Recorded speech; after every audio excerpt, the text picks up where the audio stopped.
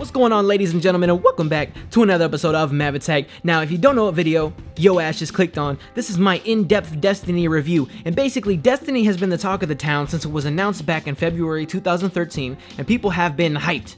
Created and developed by Bungie, the makers of the infamous Halo franchise, Destiny launched September 9th, 2014, and has been echoing in the gaming world ever since. It's a very fun and enjoyable first-person futuristic shooter with light MMORPG elements hidden inside, all the while featuring single-player, co-op, and competitive multiplayer. That's a whole lot. So let's delve into the world of Destiny and see if this title lives up to the hype and if it's actually worth your hard-earned time and money. Story.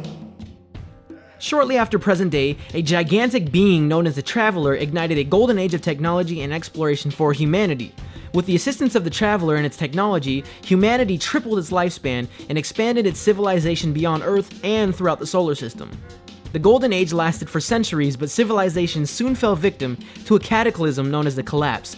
A malicious entity, an ancient enemy of the Traveler known as the Darkness, waged a campaign of destruction against civilization.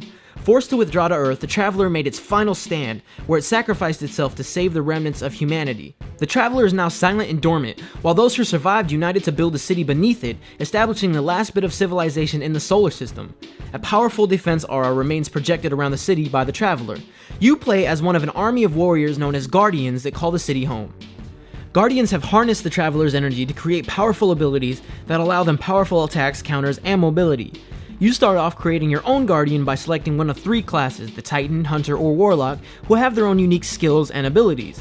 Then, through using a decent amount of races, genders, hair, face, eye, and face patterns, you can create the ultimate badass Guardian. You start out dead, flatline, but your trusty sidekick Ghost, voice acted by Game of Thrones' Peter Dinklage, brings you back to life to help keep evil at bay and push the darkness back. Your adventure takes off from here, taking you to the safe haven of the tower, where you can buy guns and accessories, as well as store weapons and gear, and take on new missions and challenges. The solar system is limited when you first start, but opens up to a few other locations across the galaxy. You go from the rusted wastelands of old Russia on Earth, all the way through the broken down, lush ruins of Venus. The game is on the shorter end, being only around 5 to 6 hours, but it can take you longer due to grinding your level in order to fit in with the level requirements of further levels. For example, if I'm level 5 and the mission to advance the story requires you to be level 8, it's gonna be pretty hard for you to complete unless you go back and rank up a few more times first. So the game can take 10 to 12 hours depending on your level in game. All in all, the story, although Bungie tried, is really bare and can be easily ignored, and the end game leaves you feeling unsatisfied and wanting more. No spoilers here, but I literally thought the last mission was just another story mission, and that's not a good thing. Gameplay. Movement in Destiny is nice and simple. You fight in first person and roam the tower in third person, with the exception of the Sword of Crota, for example. There's lots of weapons and armor you can customize your characters with, which have their own rarity value and strength amount. You can also customize the color of your gear, what your player card looks like, the type of ship you own, and the color/skills of the in-game speeder bike called the Sparrow that you can summon at any time in the game. Some items also have the ability to be upgraded, and some even have perks within them. So for example, you can find an assault rifle that, through excessive use, grants you the ability to increase your reload speed or gives you accuracy while crouching. The skills with each character class are unique and add a new strategy and a way to tackle gameplay. The Hunter class, for example, has more stealth/sniper characteristics and skills, giving you a throwing knife with a cooldown effect, or your super being a special sun pistol that, when activated, destroys enemies with the power of the sun in one hit. There is also a subclass system that, once you hit level 15, gives you a whole different skill tree and skill set. We will return. The gunplay feels nice, and you get to carry 3 weapons on hand at any time. Primary weapons like auto and semi-auto rifles, special weapons like shotguns and sniper rifles, and heavy weapons like rocket launchers and belt-fed machine guns. There's a few things you can do in Destiny. To start off, you can play through the whole game single player, getting into story missions and pushing through. You can also do story missions and strikes, which we'll talk about in a second, all with a fire team of 3 people including yourself, and you don't have to be in a chat party to hear each other, as Bungie does a great job with letting you know who's talking in your squad. Strikes are basically raids and involve you and your friends pushing through a series of objectives in order to fight a main boss or advance to the end. These usually take quite a while and are very high in difficulty. There are also public events that randomly and dynamically happen as you're exploring each world that takes the efforts of everyone in the play session to complete them in the gold rating. They're fun and switch things up as you're exploring. You can also grab a crew of 6 and battle it out online in many of the game's multiplayer game modes. Modes like Team Deathmatch and Domination are in here, as well as some variants. Multiplayer is just as strong of a component to the Destiny world as the story missions and strikes are. The enemies have range and go from the cautious, cover-using aliens to the careless but dangerous and massive in number robots that have zero mercy.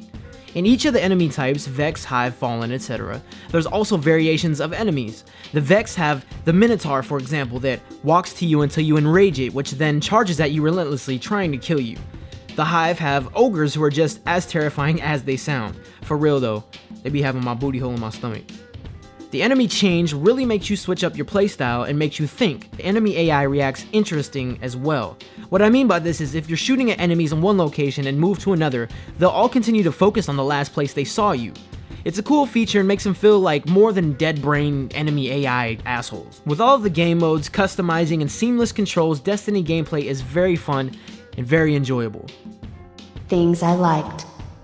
Graphics, from the lighting to the beautiful environments, this game looks absolutely amazing on the PlayStation 4 and Xbox One versions. Now on the PS3 and Xbox 360 versions, they are a little bit dumbed down, but nevertheless, this game is absolutely gorgeous. The dynamic day/night cycle, going to a certain map in the daytime and having to come back later on only for it to be nighttime or dusk or dawn, is actually pretty awesome, and it makes the world feel like it's really alive. The interface is clean, easy to navigate and understand. You don't have to be a hardcore gamer to navigate the menus and learn about the game in Destiny. The bosses, they're challenging and engaging. You can't fight a boss in 5 minutes. It's not happening. You need a squad, you need some time, you need tactics and skill. You gotta go in and really think about how you're gonna fight this boss.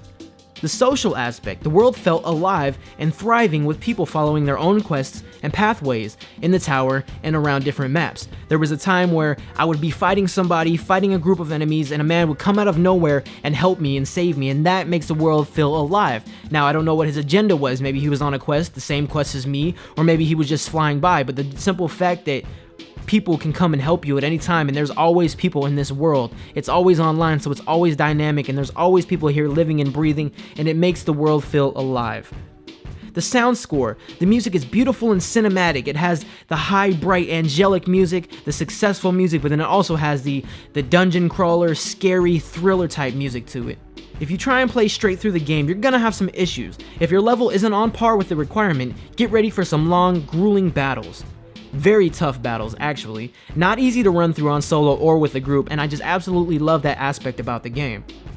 Customizing is also fun, and collecting loot is always great. Although it's not as common as some loot-heavy games, you still get rewarded with all them goodies. Things I disliked. The game is online only, and as foolish as that sounds, I didn't know this before purchasing the game. It's not an issue for me right now as I have internet, but I won't be able to play the game if something does happen. I'm not able to pay, something like that. Some invisible walls. You guys know how I feel. If you've seen my stuff I hate about video games, you've seen how much I dislike invisible walls, and I did hit a few in there that I was able to pass later on, so they were blocking access to further parts of the map, which I wasn't a fan of. Areas that make you quote-unquote turn back now. I understand we need something to keep us in the playing area, but this is always relatively annoying, and I got hit with this on the moon many times. The game does get a little bit repetitive after a while once you've beaten all the main story missions and you want some other stuff to do. There's no open chat system, so say you're in the tower and you want to talk to somebody, you can't talk to them, you can't text chat them. You have to either add them as a friend, invite them into your squad or party, get them in a party chat, and then proceed from there, so that's kind of annoying as well. There's no trade system, and this one really kills me. Destiny has a lot of weapons, armor, items, etc., but there's no way to get them to your friends if they need them, or other people if they need them. And Bungie did say that they would consider adding this later on, but with this type of game, it just really needs it. The danger indicator is absolutely awful. The danger indicator basically shows you where you're being shot from, and it's a little three-dimensional arrow sitting on the horizon. So basically, if you're getting shot from behind, it looks like you're being shot from the front, and the arrow is really confusing, and you don't really know where the heck you're being shot from. Now, this is a personal gripe, but some kind of shooting range or area to test out the new weapons you've gotten in the tower. There's so much gear that you can buy and mess around with, but there's no way to test it out until you actually go back to orbit and take off onto a new planet. Bosses don't drop loot after they're killed. Sometimes on rare occasion, but if bosses dropped a little bit more loot, this would give us extra incentive to want to fight these big dudes. The large expanse maps are pretty awesome, but each area is mission specific, so you end up going back to the same place to branch off into a new one. I understand why Bungie went with 3, but 3 party members instead of 4? Just even it out. Every game that we've had in the past has had 4 party members, so why not just do that and add that extra person in? And finally, not every game is perfect, but I did notice a few graphical hiccups here and there. So overall, Destiny, being a light MMORPG first-person shooter, is a great, fun, and engaging game that brings you and your friends together for a great experience, and even though the game does feel quite a bit empty, there's still a lot to do, play, and get into on your journey. With Bungie dropping events and DLC in the future, it's only going to get better from here on. Is Destiny worth the money though? I'd say definitely, but I think Bungie left out certain features or gameplay elements that should have been in the main game, and they plan on using the same formula that EA used for The Sims 4, but this game at its core is fun and enough to keep you around. If you've been looking for that next big game to play on your last or current gen console, Destiny is a fun game that will keep you around for quite a while. Even after watching this review though, I still think you should try the game out for your own to truly see how you feel about it, and if you're still hesitant. Side note, a large majority of gamers that didn't pick up the game are calling it ass and comparing it to every game on the market. It's Titanfall, it's Borderlands, it's Halo. The hype is what killed a lot of gamers' expectations, and people expected it to be more than what it is at its core. It's a very, very fun game that takes elements from other games and puts them in a mixed bag, not perfecting them, but taking what works and running with it. Destiny is a jack-of-all-trades kind of game. It isn't perfect, but it isn't ass either. It's a fun experience that, if you don't exploit and try to complete everything as fast as humanly possible, will hold your attention and keep you coming back for quite a while. Bungie also has plans to release new missions monthly and is also adding new content and features in a way of daily challenges, weekend events, etc. At the end of the day, Destiny is a really fun experience, and I encourage everyone to give it a try. But with all that being said, thank you guys so much for watching. If you liked the video, please be sure to do so and consider subscribing to join the Mav movement today. But I hope you guys found this video really insightful, really helpful, but I will see you guys on the next episode of MavAttack, motherfucker.